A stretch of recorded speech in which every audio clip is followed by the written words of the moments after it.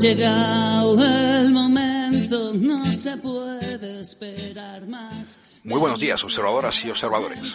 Bienvenidos una semana más a nuestras reuniones rebeldes e inconformistas en el nido del pájaro observador. Hoy nos hemos reunido para aprender acerca del movimiento global de las ecoaldeas. Un movimiento que lleva décadas extendiéndose por muchos de los denominados países del norte y que se compone de personas conscientes de lo que suponen los impactos ecológicos y sociales de nuestros modos de vida convencionales. Y como respuesta a ello, deciden tratar de construir camino fuera del sistema establecido, sin apoyo de los estados e incluso frecuentemente confrontando contra los propios estados. ¿Cómo podríamos vender lo que no nos pertenece? Ni sus prados, ni sus montes, ni su luna, ni su cielo, ni su tierra, ni su... Existen una enorme diversidad de proyectos con enfoques y características a menudo muy distintas, que pueden centrarse más en objetivos sociales o ecológicos o espirituales, pero a los cuales les unen unas características generales comunes. Pretenden ser ejemplos de respuestas ante el modelo de vida establecido, mostrando de manera práctica y real caminos hacia una futura sociedad sostenible que no renuncia a tener una alta calidad de vida, al contrario, pero que trabaja por vivir sin tomar de la tierra más de lo que se le devuelve. Una sociedad futura que no niegue la existencia de la tecnología y sus avances, pero que los utilice para hacernos más cómoda la vida, pudiendo producir más, trabajando menos. En lugar del uso actual de la tecnología en la que sí se produce más, pero el beneficio tecnológico frecuentemente no repercute en el bienestar de la sociedad, sino en el bolsillo de los empresarios, banqueros y muchos políticos. No se le puede engañar, no vendemos nuestra tierra, lo está gritando la gente, que nos oigan los de siempre, que Cantabria no se vende. El mundo necesita de buenos ejemplos de lo que significa vivir en armonía con la naturaleza, de forma socialmente justa y ambientalmente sostenible, mejorando así la calidad de vida de todos y todas. En este sentido, las ecoaldeas son uno de esos ejemplos que están ahí, creando y tratando de predicar las ideas y el modelo de sociedad en el que creen, siempre desde la práctica y desde lo concreto, aquí y ahora. No se vende, no se vende, no se vende, que Cantabria no. Bueno, pues para informarnos de este amplio y diverso tema, hemos estado hablando en el nido con Tessa, una compañera holandesa que estuvo 3 meses viviendo en la ecocomunidad Ofollo Permaculture en Portugal y que realizó una tesis de máster acerca de sus experiencias. En unos instantes os pincharemos la entrevista. Agarraros fuerte, observadores.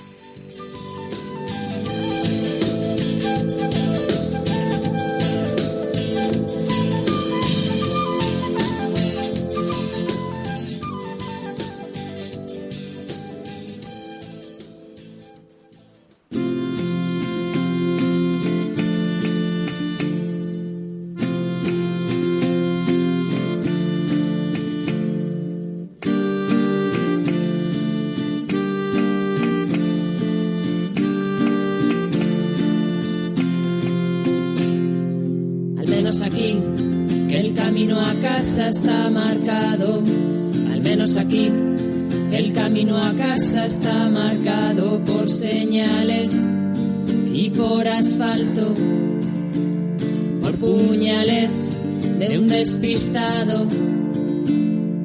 Vivir en este enjambre parece que motiva más que el hambre. En este estado catatónico mundial nos trajo ya su indecencia proporcional y yo ya me he perdido y yo qué es lo que no he visto. Me Miré ayer al espejo y comprendí que no hay reflejo, que el estímulo pudiente siempre es el que tengo enfrente, recortando algunos trazos, luego pierdo los pedazos y eso que mis pies en tierra no quieren ni paz ni guerra. A saber dónde me he metido y a saber qué cosa es este sitio. Me he cruzado con personas que me han enseñado normas. A mis viejos ya les dije que el camino no se elige. Mis amigos más dispuestos no son los que viven puestos. Yo que me he lanzado al vuelo una pared ahí en el cielo. Soy yo, son el resto. ¿Esto es así o es algo aprendido?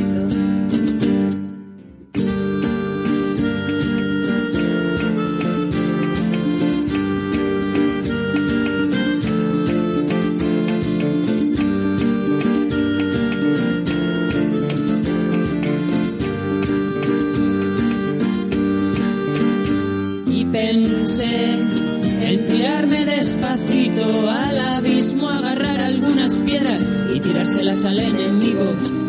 Pero vi al pelear que solo somos supervivientes emocionales, al menos aquí, Que no pasamos hambre, al menos aquí, que la alegría está al orden del día, al menos aquí, que la tristeza es una decisión, al menos aquí, que si queremos nos podemos ir.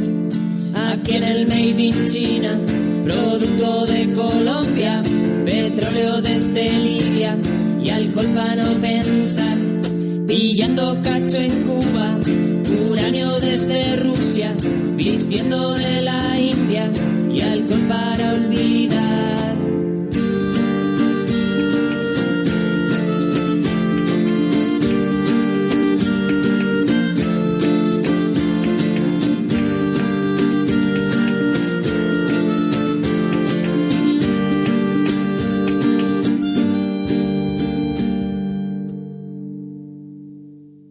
Puro Luego, una banda bilbaína con letras muy atrevidas y rompedoras con los estereotipos sociales. Otra banda que ha accedido a cedernos su flow reivindicativo para acompañarnos en nuestros vuelos en el nido, algo que agradecemos mucho, como siempre. Y bueno, en esta ocasión, de hecho, podremos agradecérselo en directo, porque como habíamos anunciado por redes sociales, nos acompañarán hoy en la sección de Contracultura y Actos Contraculturales. Hablaremos con Andión, una de sus miembros, con quien nos informaremos de las razones y motivaciones que dieron lugar a la creación del proyecto musical de Puro Luego. Además, aprovechando que este viernes 8 de marzo será la huelga feminista, hablaremos con Andión sobre el movimiento feminista y la importancia de la huelga. Pero bueno, antes aprenderemos acerca del movimiento global de las ecoaldeas. Y para ello, como os habíamos adelantado, hemos contado con la visita de Tessa, una compañera holandesa que compartió con nosotros sus reflexiones basadas en sus experiencias en la ecoaldea Ofollo Permaculture, en Portugal. Para hablar con ella tuvimos que ir traduciendo sus palabras del inglés al español, según iba hablando, y bueno, tuvimos la suerte de contar con el apoyo para ello de Alex, que además de experto montañero y alma rebelde, es todo un profesional de la traducción y la verdad que funcionó genial. De hecho, hoy nos acompaña Alex, así que mejor que nos cuente él. ¿Qué tal todo, Alex? Buenas, ¿qué tal, Dani? Pues nada, muy bien, ahora dispuestos para un nuevo programa y bueno, comentar que la entrevista realmente yo estaba simplemente de intérprete y el que hizo la entrevista, la preparó, como siempre haciéndose un buen curro, fue Fer, el hombre que mira más allá de las palabras. El asesor del pájaro observador. Ese mismo, que hoy no está con nosotros, pero bueno, ahí está su entrevista para... Sí. Oye, Alex, tienes una voz un poco rara, ¿no? ¿A qué se debe? Pues a ver, es que físicamente hoy no estoy, entonces estoy ahí en el limbo, en otro sitio, entonces hemos tenido que hacer una conexión inalámbrica hoy. Sí, eso, como no ha podido estar físicamente aquí, nos llama desde su nido a través de nuestro sofisticado sistema de vasos e hilos. Que vemos sobre así. todo sofisticado, ¿verdad? Sí. Bien. Bueno, pues... Pero nada, yo creo que se oye bastante bien, ¿no, Dani? Sí, la verdad que sí se escucha muy bien. Vale, perfecto. Pues nada, antes de ir con la entrevista de Tessa, vamos a comentar, si te parece, un par de cosillas introductorias acerca del movimiento global de las ecoaldeas y comencemos por el principio, como nos gusta tanto en el nido, que es una ecoaldea. Bueno, pues una definición un poco genérica de ecoaldea sería comunidades que, bueno, aunque cada una pueda tener sus objetivos específicos, poseen como objetivo general común el hecho de ser lugares sostenibles social, ecológica y económicamente.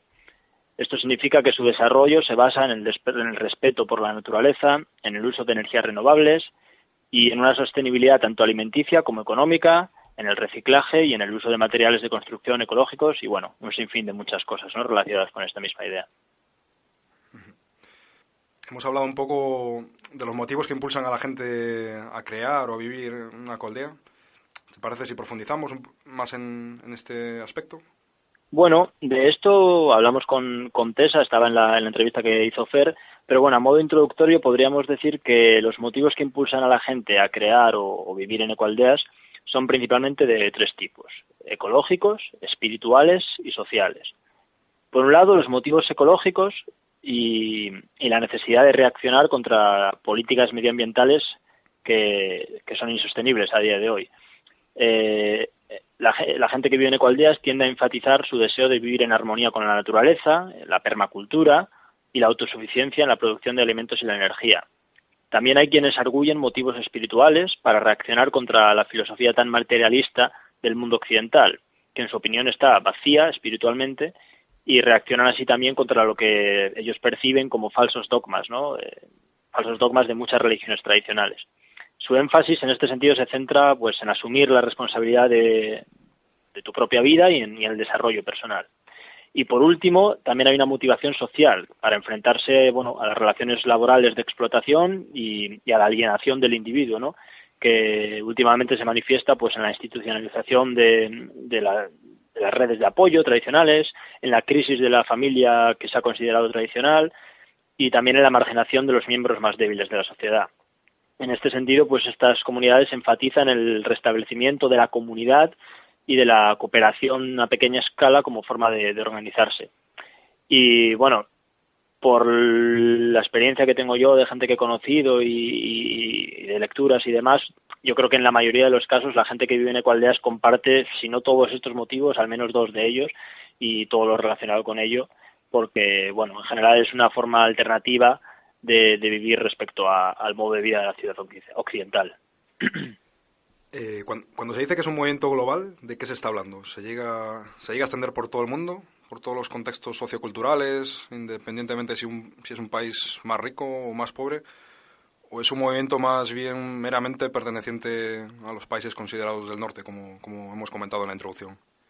Bueno, a ver, esto es complicado, ¿no? Pero yo me imagino que haya gente que diga, ¿por qué vamos a apoyar las ecoaldeas en los países del norte o en el primer mundo cuando las necesidades en los países del sur, son mucho mayores?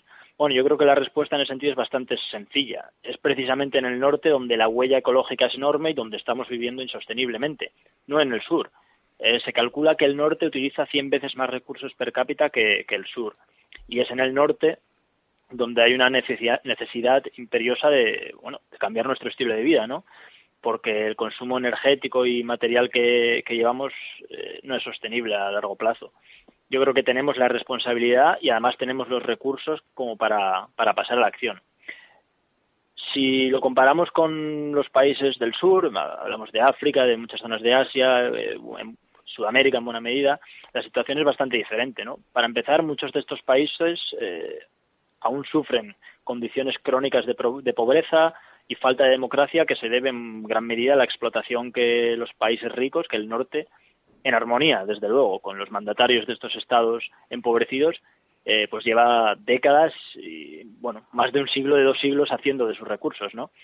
Y las comunidades rurales de estos lugares han sido sostenibles durante mucho tiempo, pero también es verdad que en buena medida lo han sido con unos niveles de pobreza que yo creo que tampoco deben ser el objetivo de la humanidad, ¿no?, a medio o largo plazo. Y además se da la circunstancia de que, aunque tengan limitaciones, estas comunidades pueden suponer un ejemplo de sostenibilidad. Pero es que lo que sucede es que están desapareciendo en las últimas décadas porque también en estos países se está dando un éxodo masivo hacia los suburbios de grandes ciudades, ¿no?, como también pasó en buena medida en algunos países europeos hace bastante tiempo. Y una de las razones para este desplazamiento hacia las grandes ciudades es la falsa idea de que viviendo en la ciudad se conseguirá lo que en muchos lugares se percibe como la vida idílica de los países ricos, ¿no? Yo creo que esto resulta irónico cuando precisamente este modo de vida en las ciudades de los países del norte es rechazado por los habitantes de las ecoaldeas justamente porque lo consideran insatisfactoria, ¿no? Yo creo que en el fondo la rápida urbanización de muchos países del sur es tan insostenible como el nivel del consumismo al que hemos llegado en el norte. Y esto es ya un poco una opinión mía, ¿eh? Bueno, con Tessa abordamos el tema del poder de transformación social de las ecoaldeas. ¿Podrías comentarnos cuál es el objetivo político de las ecoaldeas y cuál es tu opinión sobre este poder de transformación?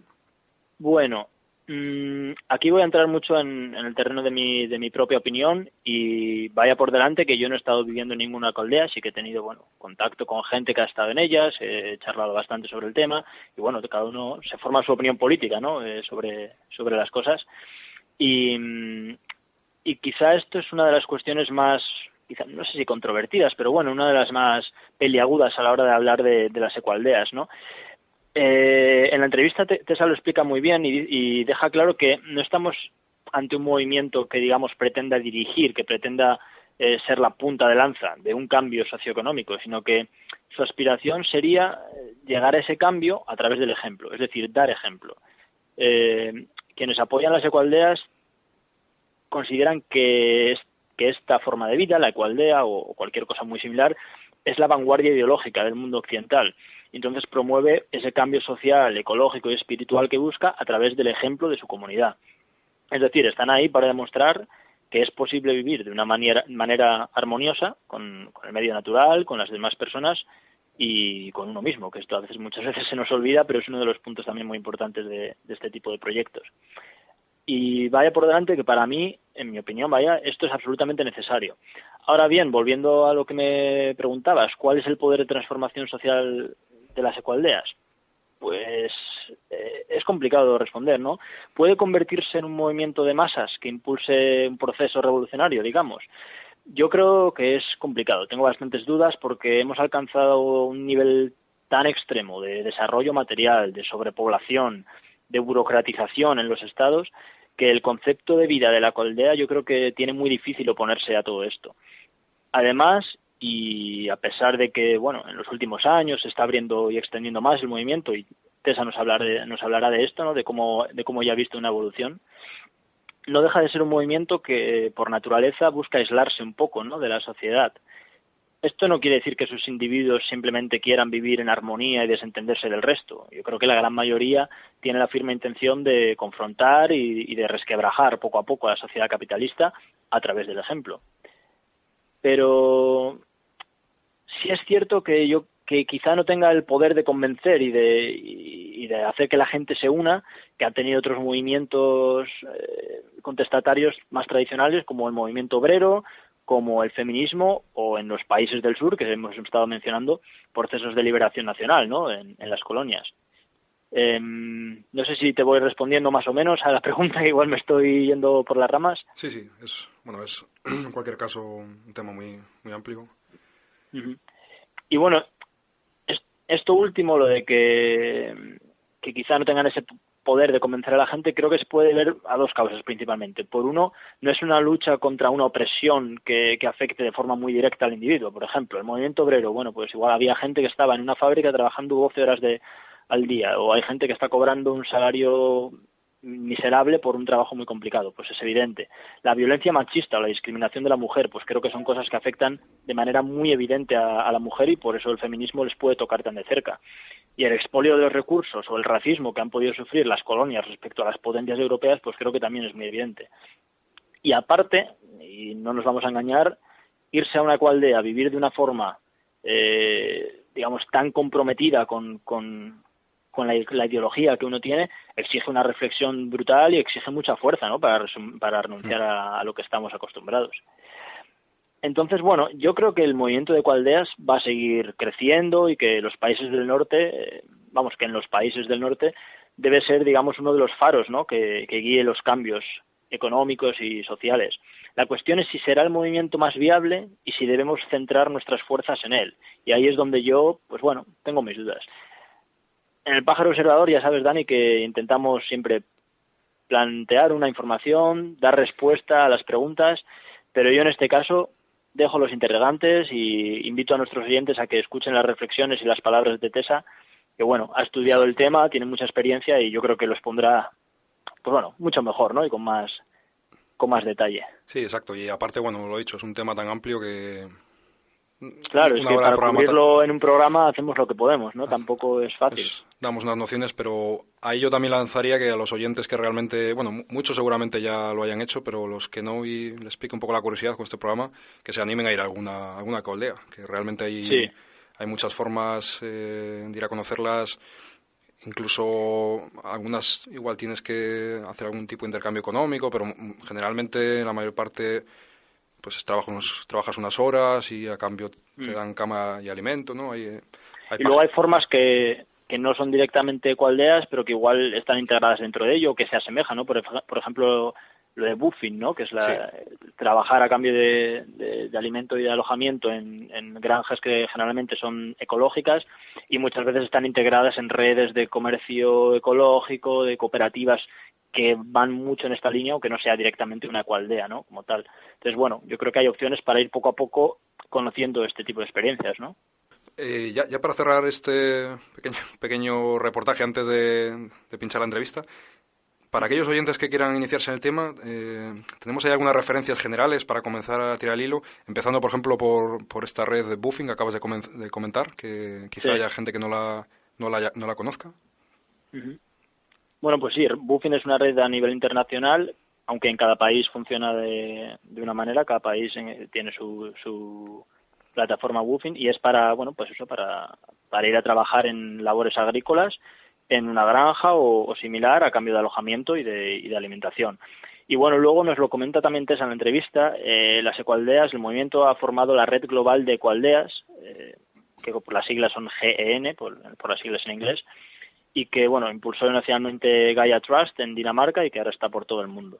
Uh-huh. Y más concretamente, en el tema de las ecoaldeas, desde 1991, pues hay un grupo simiente de características muy diversas, con muchos estados de evolución, diferentes historias, pero que, bueno, ha mantenido un contacto fluido y ha desembocado a, pues, esto, ¿no? En lo que ahora se llama GEN, bueno, Global Eco Village Network, serían las siglas en inglés. Uh-huh. Y incluye distintas comunidades, ¿no? La Finetower Community en Escocia, The Farm en Tennessee, en Estados Unidos, Levensgarten en Steyabak en Alemania, Crystal Waters en Australia, las ecoaldeas de Risovo y Nevo en Rusia, Girifu en Hungría, el proyecto de la CAG en la India, bueno, y una serie de comunidades que se han adherido a esta red global, ¿no? Fueron elegidas por distintas razones que incluyen, bueno, su dispersión geográfica, que sean modelos atractivos, que promuevan la conciencia ecológica y espiritual y también los contactos personales, ¿no?, entre unas y otras personas. Se buscó un poco lo que pudieran ser los mejores ejemplos de comunidades sostenibles existentes en todo el mundo. Uh-huh.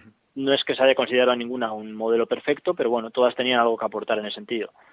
Pero vamos, que hay muchísimas a día de hoy y, bueno, a escala española tenemos la Red Ibérica de Ecoaldeas, la RIE, que, bueno, si cualquier oyente le interesa puede buscarlas en internet con esas siglas, os aparecerá y hay distintas comunidades por todo nuestro país. Muy bien, pues yo creo que con toda esta información ha sido una buena introducción al tema, así que vamos. Pues nada, muchas gracias, Dani, por tu conexión inalámbrica y nada. Muchas gracias a ti, Alex, por tus reflexiones.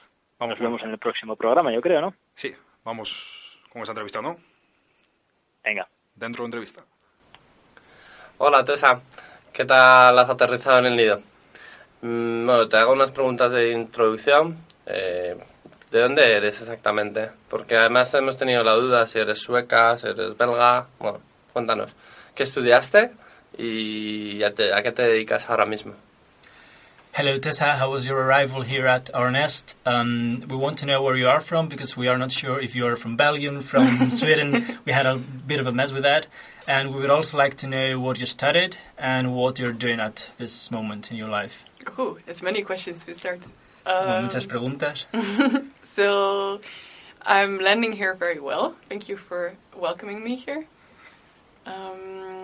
So I'm not from Sweden, I'm not from Belgium, but I'm from Holland, or the Netherlands, I should say. And I studied cultural anthropology, also in Holland. And right now, I am back in Holland after I've been living in many different countries. And I'm working there temporarily, but I want to go again. Bueno, pues muchas gracias por la acogida. He llegado muy bien aquí al nido. No soy de Bélgica, no soy de Suecia, realmente soy de Holanda, bueno, de los Países Bajos más concretamente. Y yo estudié antropología y cultura y ahora mismo estoy viviendo en Holanda después de un tiempo en el que he vivido en muchos países.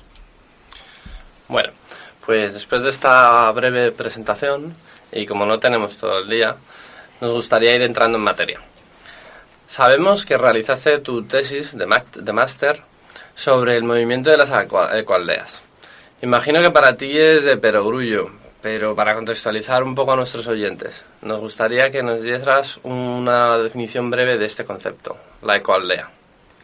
So, since we don't have much time, let's get into detail. And first of all, we'd like to know, we know that your PhD thesis was about the eco-villages. So, although we know that for you is pretty obvious, we would like to know, so what's your definition of this movement so that we can contextualize a bit our audience? Mm-hmm. So I don't think it's that obvious, actually, not even for me, although I wrote my thesis on this topic. Because there has been so many different definitions given of what is actually an eco-village. So mostly what has been very differently defined in the literature is the size of the different, like what is an eco-village according to its size. But I think the most important aspect is that it's a group of people living purposefully together with the aim of creating an alternative kind of world together.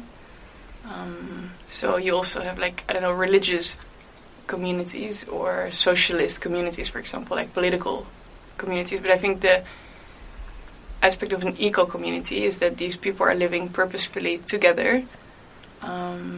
Whether they are 5 or 500, it doesn't matter so much in that way. But to create a different alternative world together.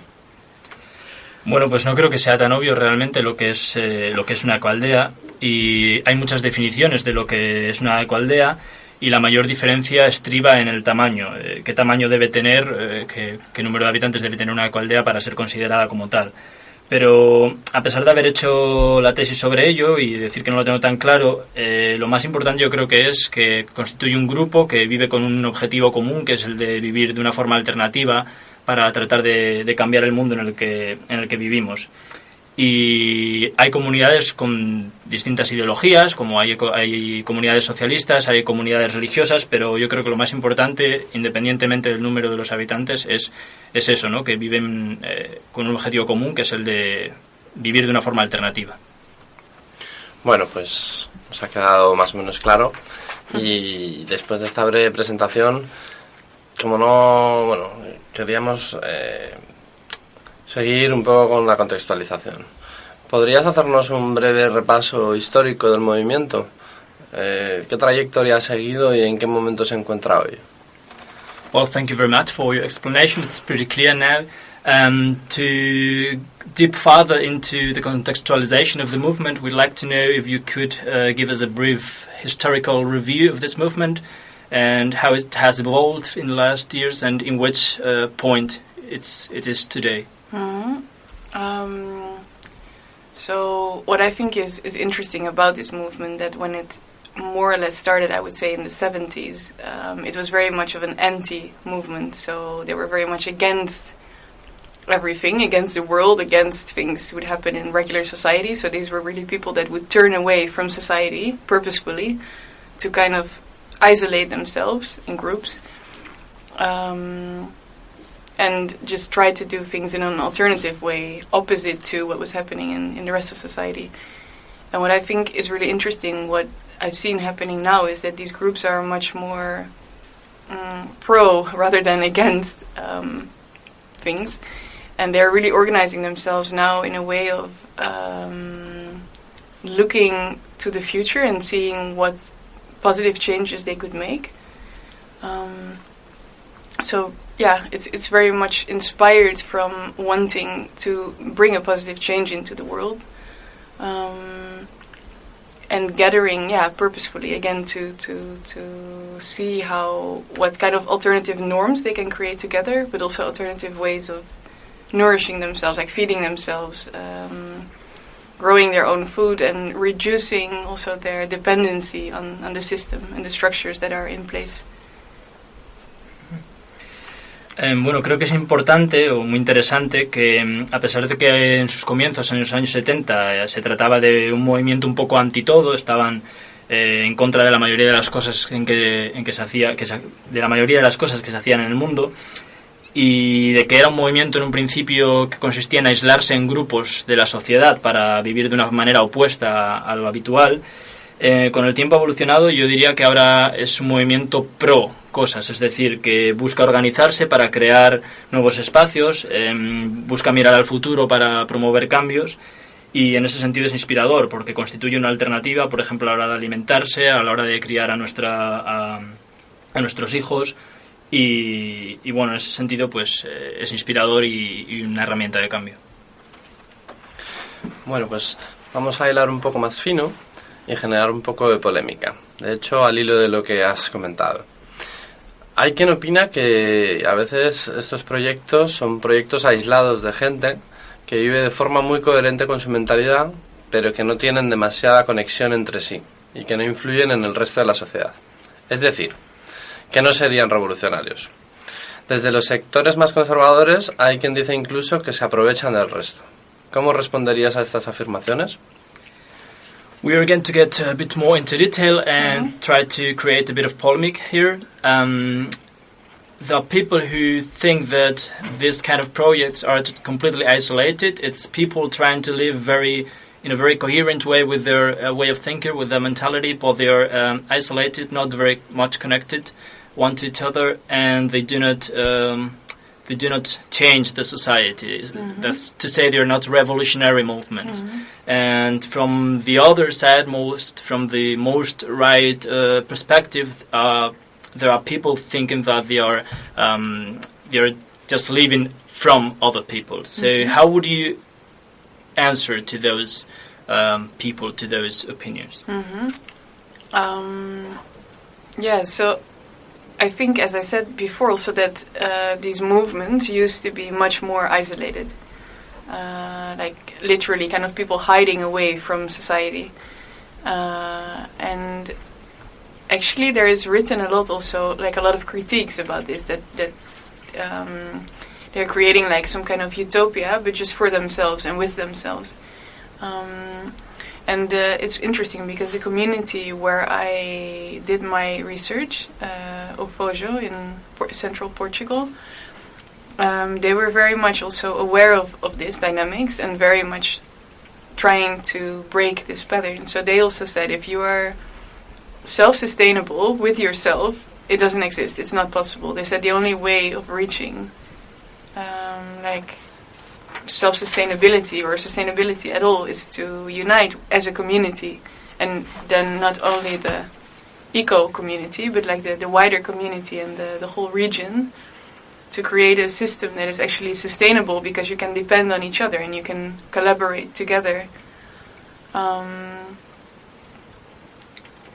I haven't been, I think, in places myself where I've seen this happening, this isolation, but I've been reading a lot about it also in places where there's a lot of foreigners attracted to a specific community, so that they don't speak the language of the land where they're living, the neighborhood, the communities, the wider community. So when this happens, it can be problematic because there's no connection between the people in the community and the people around.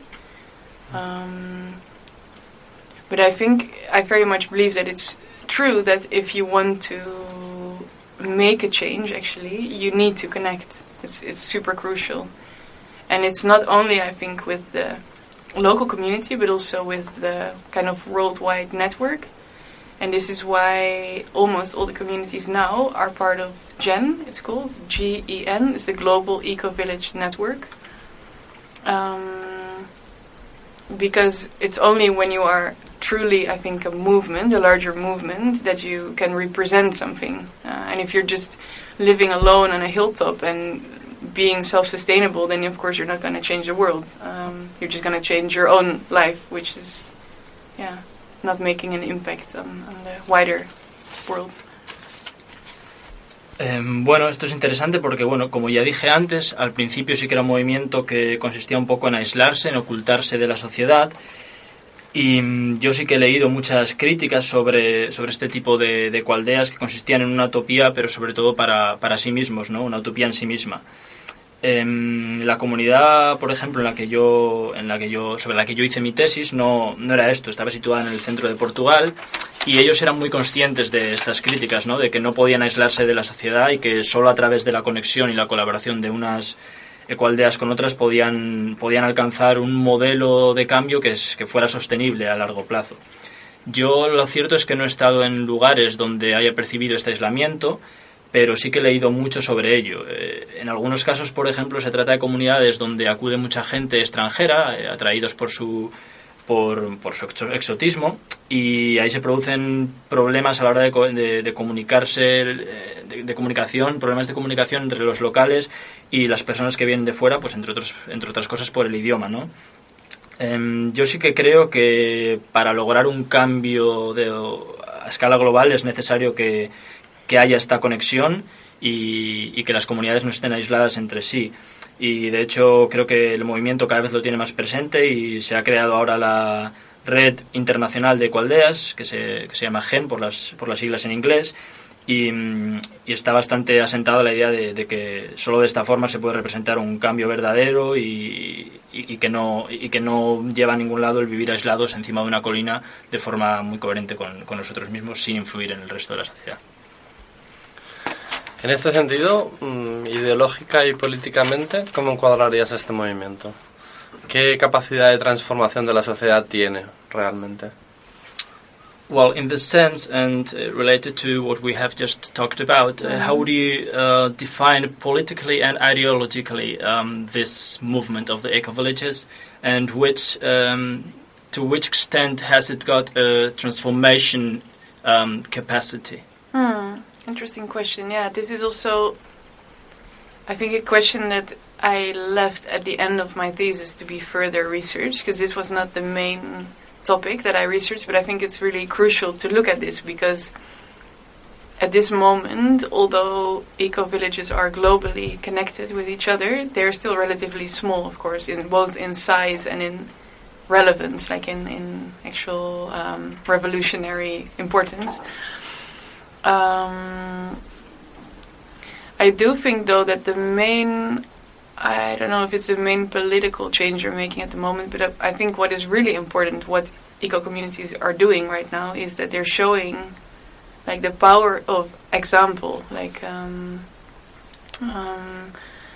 so I feel that especially in this world, in politics, in this world right now, what many people are doing is just saying that this is wrong and this is wrong and this is not working, and they're very much against everything how it is now, but they're not coming up with alternatives. And for me, the big power of communities is that they're not just thinking of alternatives, but they're actually living them. It's very concrete. They're just experimenting constantly with alternatives to society. So it's not like, okay, capitalism doesn't work, but how can we construct an alternative to capitalism? And okay, we have a problem of having too much waste. How can we actually not look at waste as waste, but recycle everything and reuse everything and reduce our waste? And it's this way of thinking from solutions that's also very much present in permaculture. That's really reasoning from solutions and also implementing these solutions. And it's very much like trial and error. It's not perfect at all, but it's experimenting with how can we be different as a humanity, as a group of people living together. And this is also very much ideologically wow. Because it's not only also about living together in more harmony with nature and supporting nature and creating like local economies. It's also very much a social experimentational process of seeing how you can change the norms and values that we share in this society, and seeing how when you reduce what you think you need and reduce your own greed and look at how we shape relationships between people and try to live in more like kind of harmony with each other, how we can actually change not only ourselves and our relationships but our whole structure that we live in, which is a super important aspect next to the whole eco aspect of communal living. Yeah. Bueno, esta es una pregunta muy interesante porque aunque no constituyó la parte central de mi tesis y la dejé para la parte final, sí que he estado reflexionando sobre ello y es cierto que actualmente, aunque las ecoaldeas están conectadas unas con otras, naturalmente son todavía pequeñas como para constituir una fuerza revolucionaria, ¿no?, por así decirlo. Pero creo que lo más importante en este sentido es que, bueno, tienen el poder del ejemplo, ¿no? Muestran cómo se pueden hacer las cosas de una manera diferente. Especialmente en el contexto actual, en el que dentro de la política hay mucha gente diciendo que las cosas no van bien, que el sistema no está funcionando, pero que no se proponen alternativas concretas de cómo podemos hacerlo de una manera diferente. Creo que esta capacidad de propuesta de las comunidades es su principal arma, ¿no?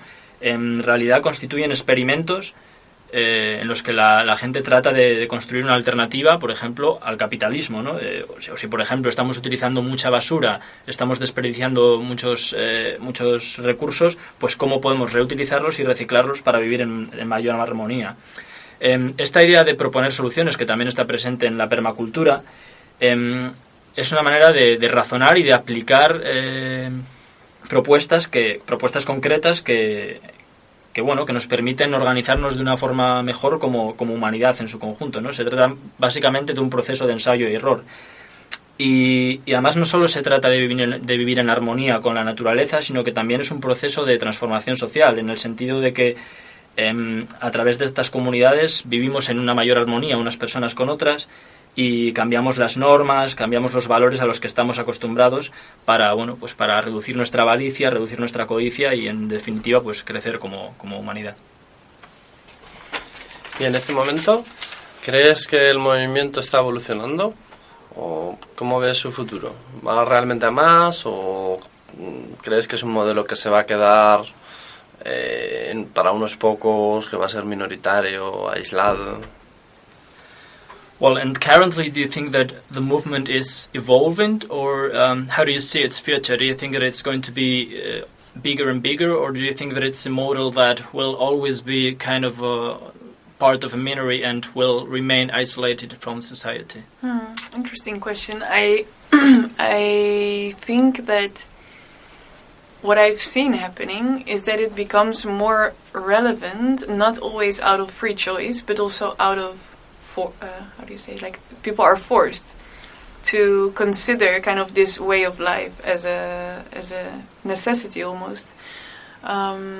So when I was living in Portugal to do my research, which is already 2 years ago, I heard that some people, they just lost their jobs and they were kind of forced in a way to go back to much more simple way of living, just because they couldn't pay their rent otherwise, or their groceries from the store, so they went back to providing for themselves, and they reduced their consumption patterns, and they started making their own things just because they were forced to do so in a way.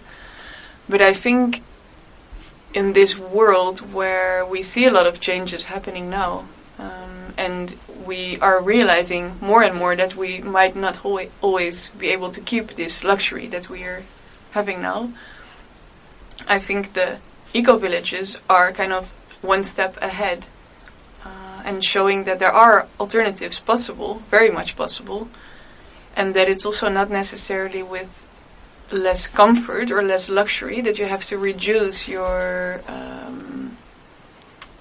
quality of living. It's just a really different focus, that with less material possessions, you can live a life that is much richer, but in a more personal way. I think if the world keeps changing in a way it is changing now, and people are realizing that we will not always be able to use fossil fuels, and we will not always maybe have this wealth and this luxury and be always able to just go to the stores and buy whatever we want, that it's very much relevant what eco-communities are doing. And that I think now some people look at eco-communities as that they are, doing things from the past, as our grandparents used to do it, like they're very primitive in a way. But on the other hand, it's like they're very much future focused and looking at not what they do only in their lives, but also what their grandchildren will have in their grandchildren's lives. So they're looking very much ahead in the future and anticipating. And of course, we don't know how the world will move, where the world will go to, but it seems like if we keep moving the way we are now, then yes, I definitely believe that they will become very relevant examples. Yeah. Bueno, otra pregunta muy interesante. Por lo que yo he visto, yo creo que el movimiento de las ecoaldeas está siendo cada vez más relevante y la gente se está uniendo a este movimiento no solo por decisión propia, sino en parte también por necesidad. Es decir, la gente se ve forzada a vivir de un modo más humilde, por así decirlo. Por ejemplo, en la ecoaldea donde yo estuve en Portugal, había gente que había llegado hasta allí porque, habían perdido su puesto de trabajo, no podían pagar las facturas, no podían pagar la comida del supermercado y se vieron forzados a vivir de una manera más sencilla, consumiendo menos, de una forma más autosuficiente, haciendo ellos sus propias cosas. Y en el mundo actual en el que estamos empezando a darnos cuenta de que no siempre seremos capaces de vivir con tanto lujo y con la riqueza con la que estamos viviendo, creo que las ecoaldeas tienen mucho que decir, porque no se trata de vivir de una forma menos cómoda o de tener menos calidad de vida, sino simplemente de cambiar el enfoque, ¿no? Es decir, tener una buena calidad de vida, pero con menos posesiones materiales, con menos gasto de materias. Y si el mundo sigue así y seguimos gastando, utilizando los recursos de combustibles fósiles y con esta tendencia de riqueza, creo que sí, que van a ser muy relevantes porque proponen una manera distinta de organizarnos. Y aunque haya mucha gente que cree que lo que se hace en las ecoaldeas es una cosa del pasado, es decir, que la gente se va a una ecoaldea a vivir como vivían nuestros abuelos, realmente mi opinión es que miran mucho hacia el futuro y que piensan cómo organizarnos para dejarles, por ejemplo, a nuestros nietos un mundo mejor en el que vivir. Bueno, pues aprovechamos para volver un poco a tu experiencia. ¿Qué te llevó en tu vida a interesarte por el movimiento de las ecoaldeas? Well, and going back to your personal experience, we'd like to know what moved you to get interested into the movement of the eco-villages. I'm wondering actually when this started exactly. I think it was when I traveled in New Zealand. I lived there for 10 months, and there I first got to know people from eco-communities. And I think what the most interesting part for me was that when you put a group of people together, and especially when everyone has a different cultural background and everyone brings their skills and their knowledge and their past experiences to one place, I felt that you don't just have the sum of all those people together, but it's like something greater comes into existence. I don't know if it makes sense, but I really experienced this, that if you bring people together, it's not just all those people together, but it's something more than that. It's like everyone grows and has new insights and new views and new ideas, and to really, this was so inspiring to me. And and I think it was also living in New Zealand in general, where I saw that these alternatives are actually possible. because for me, coming from Amsterdam, which is a really busy, hectic city with a lot of traffic, and then being in New Zealand where it's so calm and so clean and so different, like that it's possible, to create together like a world of more harmony and more, I guess that's where I first got inspired, Bueno, si no me acuerdo mal, yo creo que comencé a interesarme por las ecoaldeas cuando estuve en Nueva Zelanda. Estuve viviendo ahí durante 10 meses y fue el primer momento en que tomé contacto con este movimiento. Y lo que me pareció muy interesante entonces es que se juntaba gente de distintas culturas con experiencias, conocimiento muy diverso, y al juntarse en un solo sitio, pues lo que se crea no solamente es, digamos, el hijo de todos. No sé si esto tiene mucho sentido, pero lo que quiero decir es que lo que resulta se convierte en algo más grande y que no solo es el conjunto de las personas que están allí. Cada una de esas personas crece por sí misma, desarrolla nuevas perspectivas, nuevas ideas, y bueno, eso fue lo que me pareció más interesante. Yo creo que fue en general mi experiencia en Nueva Zelanda, donde vi que había una alternativa de vida posible, una manera más armónica, armoniosa de vivir, que contrastaba mucho con Ámsterdam, de donde yo venía, pues una ciudad donde la gente está muy ocupada, una ciudad caótica y complicada en ese sentido. En concreto, en tu trabajo relatas tus experiencias en una comunidad de Portugal. ¿Puedes hablarnos un poco de esa experiencia? ¿Cómo es la vida en una ecoaldea? Well, especially in your thesis, you talk about your experience in a community in Portugal. So, could you talk us a little bit about our experience and how's the life in an eco village? So I lived there for 3 months in this place called Ofojo in central Portugal, and my experience there, it was like coming home, I think I would say. Because I already experienced this communal living before, so for me it was not like, wow, what did I end up in, but it was more like, wow, it feels really good. It was a very positive experience. We have been building a lot. It was a lot of physical work, which I really liked, and there we did meditation for 1.5 hours a day. And for me, the combination of the physical work, of the physical building, and doing the meditation, it was really nice. It made me feel really focused and calm and good.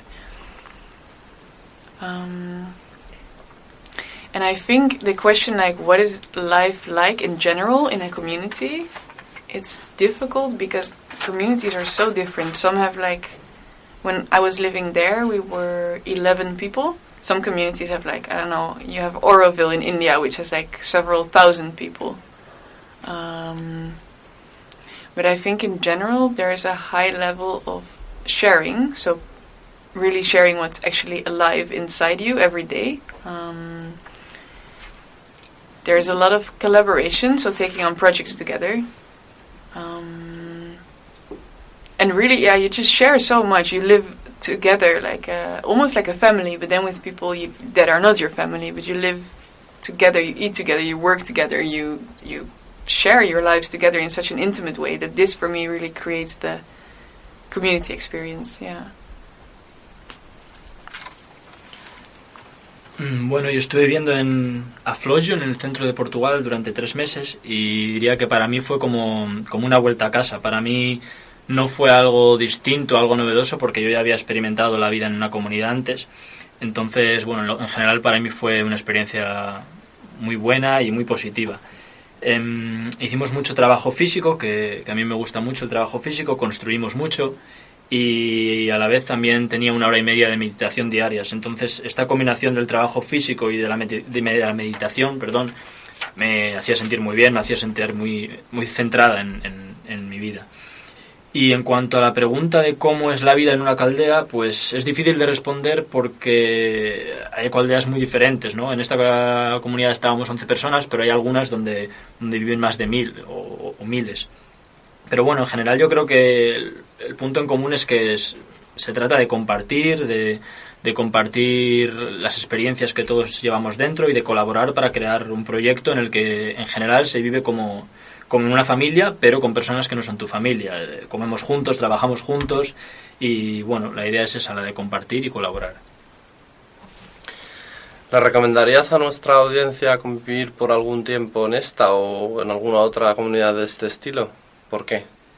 And why, well, would you recommend anybody to live in such a community like this one where you lived or in any other, and why? Yeah, I definitely would. I think what I noticed also is when people come for the first time to live in a community, it really opens them up usually. I think mostly because people are not used to share so much personal things, but when they start doing that, for everyone it's such a beautiful experience to be really seen and really heard, and really be encouraged to express everything.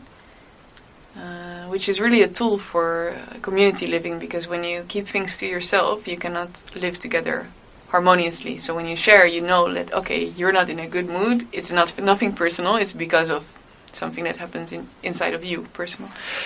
And I've seen people really opening up and really growing by living in community. Also, I think it's really good for people to have this experience because you can really see an alternative way of living. So I felt that I was raised quite free by my parents, but still I felt that I have this, you go to school, you try to get the best level in school, then you go to study, and then you get a good job, and then somewhere around when you're 30 you settle down, you make babies. It's kind of what is expected from you. And I think that when I lived in communities for the first time, I saw that there's actually an alternative to this. And that, some people, they are into free love and they share their partners. And some people, they don't need to have a job because they share everything. So everything is much cheaper. So they can just do some, work only 2 days a week, for example. And that if you just plan your life in a different way together, you don't have to do everything the way most people do it. So it's really offering you alternatives, and this to me is amazing. Yeah. Bueno, por supuesto que recomendaría a cualquiera que probara la vida en una ecoaldea. Yo creo que la primera vez que la gente llega a estas comunidades, lo más importante es que les abre la mente, ¿no? La gente no está acostumbrada a colaborar tanto, a compartir, a mostrar sus sentimientos, a expresarse con otras personas, y este tipo de comunidades, bueno, pues nos animan a hacerlo y nos convierten en mejores personas en el sentido de que no nos guardamos todo lo que tenemos para nosotros mismos. Además, creo que también es una forma de ver que existe una alternativa de vida diferente a la que estamos habituados a llevar. En mi caso, yo creo que crecí con bastante libertad, mis padres me dieron bastante libertad, pero aún así, pues tuve que ir al colegio, esforzarme para sacar las mejores notas, después llegan los estudios, después encuentras un trabajo, al final te casas, tienes hijos, la vida que lleva todo el mundo. Y es importante ver que existe una alternativa, que en estas comunidades, por ejemplo, hay gente que comparte las parejas, que practican el amor libre, hay gente que no tiene un trabajo como tal, sino que igual trabaja un par de días a la semana porque comparte su fuerza de trabajo y comparte todo lo demás, ¿no? Entonces, en ese sentido, pues es muy positivo y lo recomiendo. Bueno, y para cerrar, en la ecoaldea en la que estuviste, ellos definen que su proyecto sigue los principios de la permacultura. Uh-huh. ¿Qué es para ti la permacultura? Well, to come to an end, in this eco-village you were in, they define the project as in the way of permaculture. What is for you permaculture?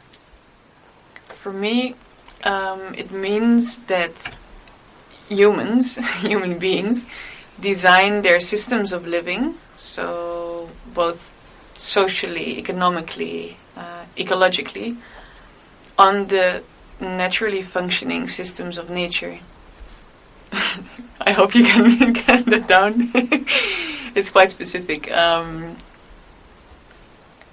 So yeah, meaning that because in nature everything functions naturally. Like if you look at a forest, everything just works naturally. No one has interfered there. But everything grows, everything gets enough shade, enough sun to flourish, and it just figures itself out. It works. So yeah, for us humans to really look at how it's done by nature naturally, and to create human systems that work as natural systems do, and to collaborate in that also with nature rather than working against nature. That's what it means to me. Bueno, para mí es la forma de crear un sistema en el que los seres humanos nos organicemos de una manera que sea, en el plano social, económico y ecológico, coherente con la naturaleza, es decir, que tenga un funcionamiento natural. Si nos fijamos en la naturaleza, por ejemplo, en un bosque, todo funciona de una manera natural, sin que haya interferencias, todos los elementos reciben lo que les corresponde, ¿no?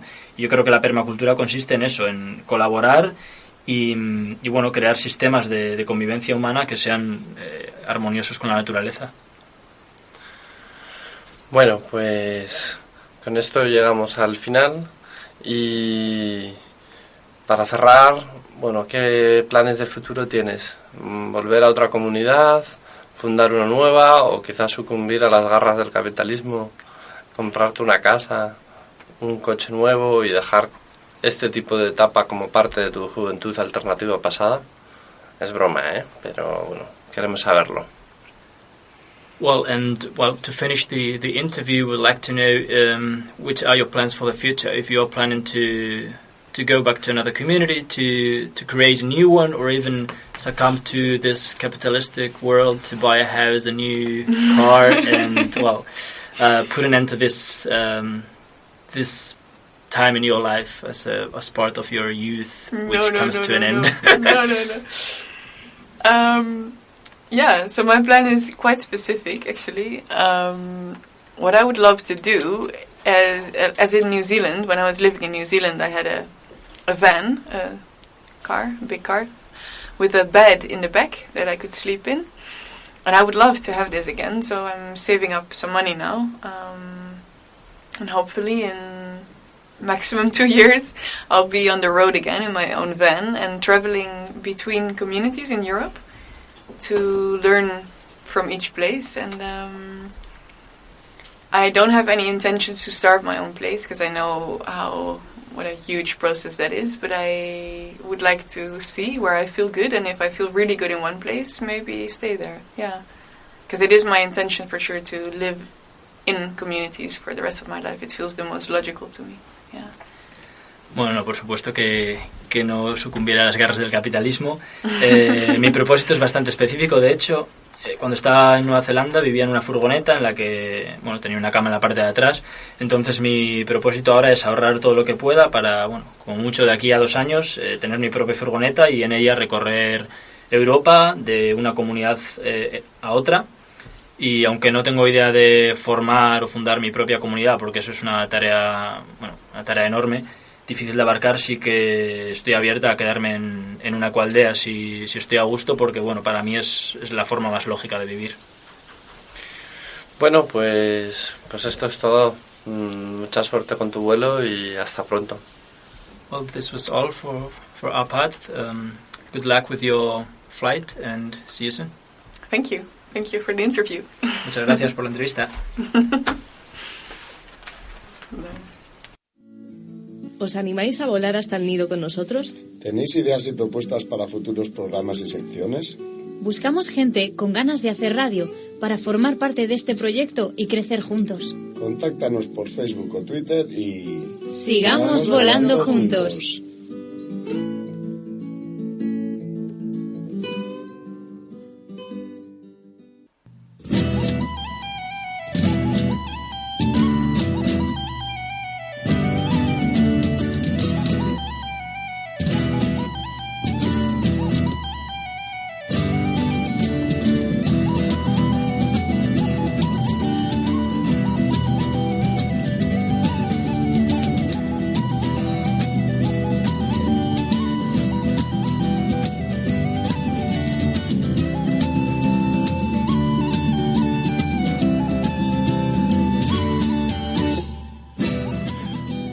Pasamos a esta segunda parte del programa.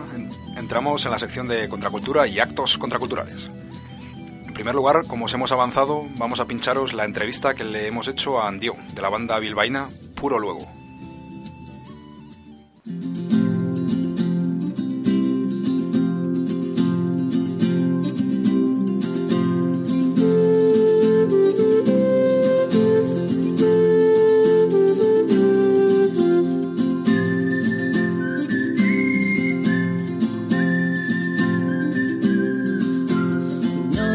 Esclavo de su propia inmensa farsa, heredero del sexo consumo del capitalismo, puto rey de la manada, burgués de sentimientos, individuo acomodado en su discurso radical, puto rey de la manada, burgués de sentimientos, individuo acomodado en su discurso radical. Así es el macho alfa, tan sincero, tan honesto, así es el macho alfa, tan auténtico, esencial, así es el macho alfa, un imbécil redomado, así es el macho alfa, adolescente terminal. Considero que sus novias hemos sido un poco bobas, confundiendo el cariño con impulso vaginal, permitiendo su desprecio siempre y cuando hubiera un beso y queriendo embarazarnos de ese gen tan animal. Nos hemos dado cuenta y tu rollo está de más. Nos hemos dado cuenta y tu rollo está de más. Nos hemos dado cuenta y tu rollo está de más. Nos hemos dado cuenta y tu rollo está de más.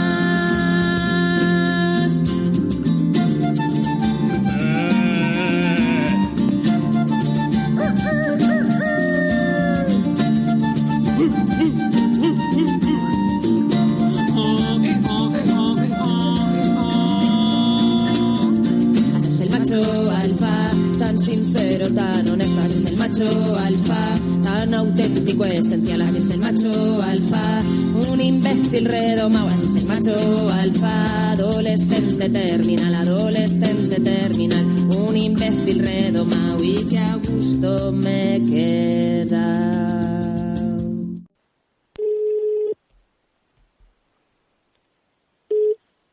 Hola. Hola, Andión. Hola. Hola, soy Dani del Pájaro Observador. ¿Qué tal estás? ¡Ay! Bien. Bien. Estamos grabando ya en directo. ¿Todo bien? Hola. Sí. Bueno, teníamos interés, como ya os habíamos comentado por redes sociales, en conocer un poco en profundidad vuestro proyecto musical. Sí. En primer lugar, queríamos saber un poco cuál fue el origen de vuestra banda y qué motivaciones os han llevado a formar este proyecto. Bueno, hola, y perdón por la entrada, sí, pero estaba ahí como súper despistada y no... pues Puro Luego en verdad se empezó un poco de casualidad, realmente, ¿no? Hice yo un par de canciones, bueno, una en concreto, una vez que vine a Bilbao, que yo vivía en Asturias, y conocía, pues lo típico, conoces un chico un fin de semana, de estos que te vas por ahí, y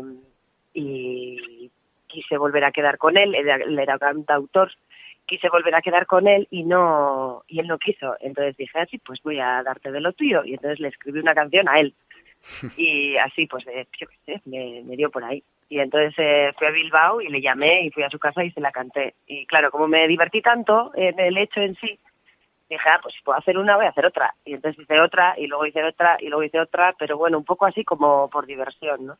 Y luego después de eso, pues yo qué sé, pues ya la gente era como, ay, qué guay, pues no sé qué. Entonces, bueno, al final toqué en mitad de un concierto de otro grupo de música de aquí de Bilbao, así un poco como en el descanso, y a raíz de eso, pues ya hubo gente que se interesó, y yo como sola, lo de verme sola en un escenario no lo llevaba muy bien, pues ya... pues a los amigos que sabía que tocaban un poco de algo, un poco de aquello, un poco de lo otro, pues ya formamos el equipillo y así dimos nuestro primer concierto. Ajá. ¿Y de esto hace cuánto tiempo? Joder, esto hace, pues no sé, igual 7 años, un montón. Ah, vale. Sí, 6 o 7 años, la verdad es que ni lo sé.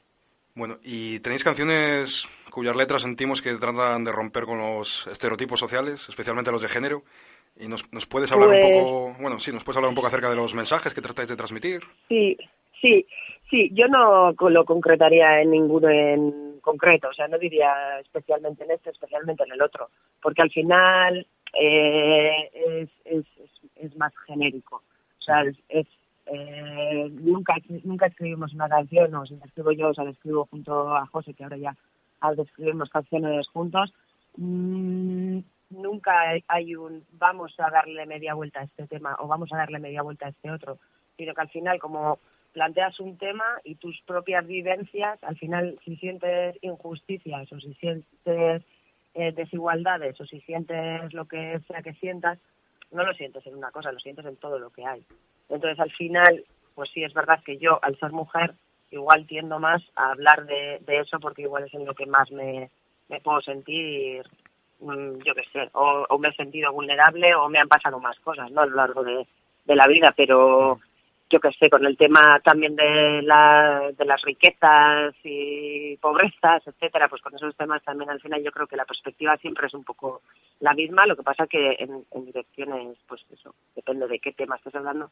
Pero bueno, que en general, si hay muchas que puedan parecer así más del tema feminista, no es por decisión, sino por naturaleza propia, vamos. ¿Tenéis conciertos ahora mismo a la vista, planificados?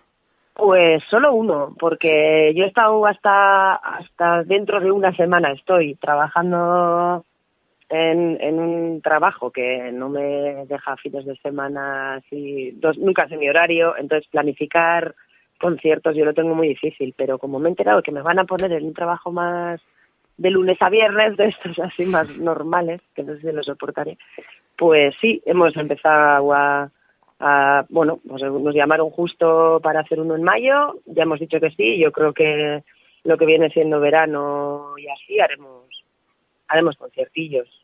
Sí, vale. Tenemos pendiente Cantabria, tenemos pendiente Asturias, tenemos pendiente Madrid y yo creo que intentaremos movernos. Vale, este concierto de mayo es en Bilbao, imagino. Es en Bilbao, todavía no está fijo dónde, pero es en el Día del Comercio, también que nos contrata una ONG con la que trabajamos mucho, así de sobreconsumo y violencias machistas, y sí, nos llevan siempre a sus eventos sociales. Sí. Qué bueno. Sí. Y bueno, cambiando parcialmente de tema, este viernes 8 de marzo va a tener lugar de nuevo la huelga feminista del 8 de marzo. Hace unos días estuvimos hablando y reflexionando sobre feminismo con la Asamblea Abierta Feminista de Cantabria. En ese sentido, nos gustaría que nos compartieses qué es para ti el feminismo. Sí, pues mira, yo el otro día justo hablaba con una amiga, así hablando un poco de cómo tiene todo esto efecto, ¿no? Porque cuando empezó, entre comillas, esta moda del feminismo, que yo la echaría un poco más para atrás que el año pasado, aunque el año pasado fue muy boom, sobre todo en Bilbao, y así que fue bastante heavy todo y estábamos todas flipando. Cuando empezó toda esta especie de moda, yo me medio enfadaba porque me daba mucho miedo que no fuese real, ¿sabes? Que al final se quedase muy en la superficial. Yo veía a chicas adolescentes a veces saberse canciones de no sé qué cantante o de no sé qué tal, que es como sí, es verdad que es muy feminista esta canción, pero lo suyo es que el trabajo vaya por dentro, ¿no? Entonces al principio me lo tomé un poco así, pero después he ido viendo que cuanto más se mueva, cuanto más se salga a la calle, cuanta más gente, más mujeres hagamos huelga, cuanto más todo, son como pequeños mensajes que se van quedando ahí en las cabezas de las personas, ¿sabes? De las mujeres sobre todo, y también, por favor, cuanto antes de todos los hombres y bueno, y personas que se quieran definir como quieran en género, pero eso, ¿no? Que al final me parece súper importante porque aunque probablemente muchas personas no estén haciendo un trabajo personal, ni en casa, ni en sus relaciones consigo mismas, ni en nada, pues es una forma de empezar a lanzar ciertos mensajes, ¿no? Que me parece como súper importante. Yo en el feminismo, así literalmente, entré en un curso que hice sobre amor romántico con Irán Chubarela, que ahora también es muy conocida, pero de aquella pues era con la que tomaba potes en el barrio, pues a mí eso me cambió radicalmente, ¿no? O sea, hablar de amor romántico. Y así es como yo empecé a cambiar la perspectiva de todo lo que hacía conmigo, con ellos, con ellas y con todo, ¿no? Y no sé, la verdad es que a mí me emociona. Igual que antes me empezó a enfadar un poco, ¿sabes? Porque no sabía si iba en la buena dirección o no. Ahora mismo me parece que es maravilloso, vamos, y tengo unas ganas de que llegue el viernes, ir a Bilbao y ver cómo respondemos esta vez. Bueno, y en aunque sea por darnos un día de fiesta, ¿sabes? De unirnos, de juntarnos, porque también energéticamente juntarte con tantas mujeres me parece una pasada. Y en este sentido, ¿qué perspectivas de evolución le ves? O sea, ¿realmente si sientes que se está consolidando o crees que tiene ese factor de moda que comentabas hace un momento? Hombre, a ver, hay un lobby. Esto también tiene una parte lobby, ¿no? O sea, y una parte negocio y una parte muy ridícula. Por ejemplo, en mi trabajo ya se ve como las cosas que hemos hecho para el 8 de marzo las mujeres, ¿no? En nuestros encuentros que hemos decidido tener, la empresa se está cogiendo todos esos vídeos, todas esas cosas que hemos hecho para usarlas como su propio marketing pro 8 de marzo. O sea, todo eso me parece basura, literalmente.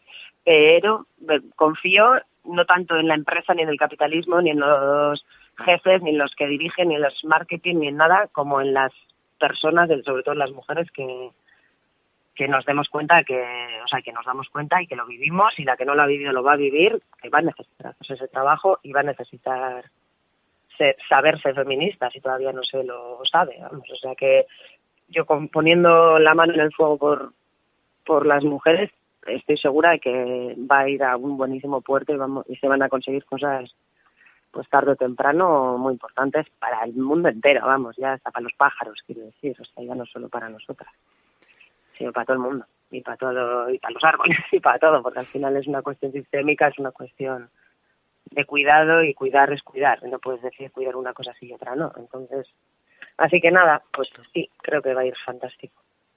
Demasiado optimismo estoy pareciendo, pero bueno, sí, bueno, es lo que siento. Igual es porque se está acercando el día y estoy toda emocionada, pero... Bueno, pues nada, muchas gracias. Para terminar la pequeña entrevista, te queríamos comentar que el programa de hoy ha estado centrado en el movimiento global de las ecoaldeas. No sé si tienes alguna reflexión o experiencia que nos pudieras compartir al respecto. Pues que me parece también una cosa necesaria, que igual yo ahora mismo no estoy en ello, en esa lucha, que me parece otra pedazo de lucha, pero me parece absolutamente necesaria. Creo que es como espacios donde te puedes desligar del individualismo y empezar a pensar en cosas como más colectivas, ¿no? Unirte más a los tiempos de la tierra en vez de a los tiempos del mercado o del sistema, no sé, como también unos cambios internos que me parece que deberíamos tener todos también, ¿no? Que van, pues eso, también de cuidar, ¿no? Cuidas la tierra, si quieres comer la tienes que cuidar, cuidas a tus compañeros y compañeras porque es la convivencia, si hay niños y niñas, o sea, a mí se basa mucho en el cuidado, en el quitarte de esas enfermedades como son el cúmulo de material y de capital, y, o sea, no sé, me parece que es también como si fuese necesario, ¿no? Que el futuro vaya por ese lado. Y aparte de eso, también he de añadir que José, el chico que canta en Puro Luego, se ha comprado unas cabañas ahí medio en ruinas en Cantabria, en Bustablau, y un poco queriendo pues desarrollar alguna idea de ese tipo de ecoaldea, bueno, o lo que se pueda hacer. Entonces, bueno, si a alguien le interesa hablar con él o algo, pues que contacte con vosotros conmigo y yo. Bueno, y ¿no? Al final, estas cosas tienen que ser así, por redes y así. Sí. Si alguno de nuestros oyentes está interesado en contactar con él, pues que nos lo comente. Sí, es un ser humano muy amable. Pues nada, muchas gracias por tus palabras, Andión, y mucha suerte con vuestro proyecto. Bye, sí, ahora eso que antes no te he dicho, pero estamos también ahora justo en plena grabación, así que tenemos un siguiente disco pronto. Y estoy segura de que iremos a Cantabria a presentarlo, así que ya os llamaremos. Vale, pues estaremos atentos y atentas. Vale, genial. Pues nada, gracias, hasta pronto. Pues, muchas gracias a vosotras. Adiós. Bueno, tras las interesantes palabras de Andión, de Puro Luego, cerramos el programa, como siempre, con unas recomendaciones para vuestro tiempo libre en los próximos días. En primer lugar, esta semana toca destacar la convocatoria de la huelga feminista de este viernes, en la que todas las mujeres están llamadas a participar para visibilizar que, si ellas se paran, el mundo se para. Mientras tanto, las convocantes de los paros y las movilizaciones del 8M piden a los hombres que utilicen esta jornada para ocuparse de los trabajos domésticos y de cuidados, y como espacio de reflexión sobre las causas estructurales de la desigualdad. Por otro lado, el viernes por la tarde, como ya sucediese en años anteriores, está convocada una manifestación a las 7 de la tarde en Santander, en la que ahora sí, tanto mujeres como hombres están llamados a participar. Y bueno, hecho este llamamiento, os proponemos, por otro lado, ir el sábado 9 a las 5 de la tarde a la mesa redonda organizada por Cantabria no se vende, acerca del fuego en los montes de Cantabria. Tendrá lugar en el Salón de Actos del Ayuntamiento de Celaya. Y por último, con motivo del centenario del nacimiento del humorista Gila, la asociación Frente Viñetista ha organizado una exposición y un evento en colaboración con la publicación lapolitica.com, el blog miguelgila.com y el colectivo La Vorágine para recordar su vida y obra. En ese sentido, os animamos a asistir a La Vorágine este martes 12 de marzo a la inauguración de la exposición y a la mesa redonda con humoristas gráficas de primer orden como Fer, amigo personal de Gila, Cap, Eneco Las Heras y Carolina Domínguez. La exposición estará disponible entre el 12 y el 26 de marzo.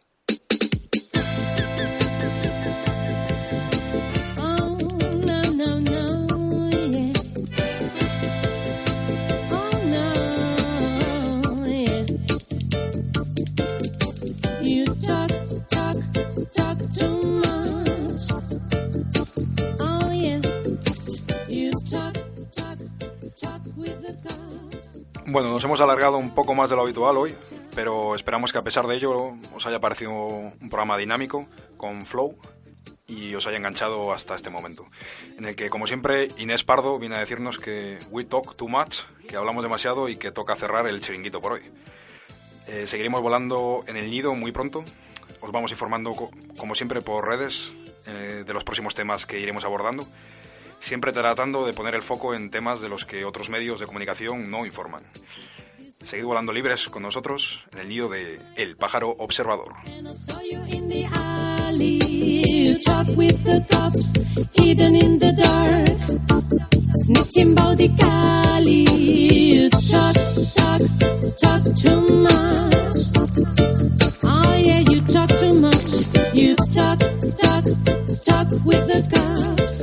Your neighborhood's nature. Your neighborhood